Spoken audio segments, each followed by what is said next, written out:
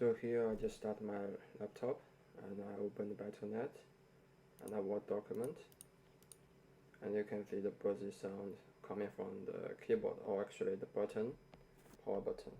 So let's see if we move to other part. It's not that, it's not pretty loud, but just a bit annoying sometimes. Then let's see if I unplug. You will see that it's gone now. But again, if I plug in,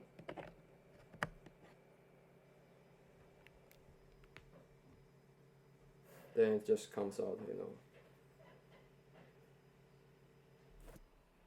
Again, just mainly in the middle part.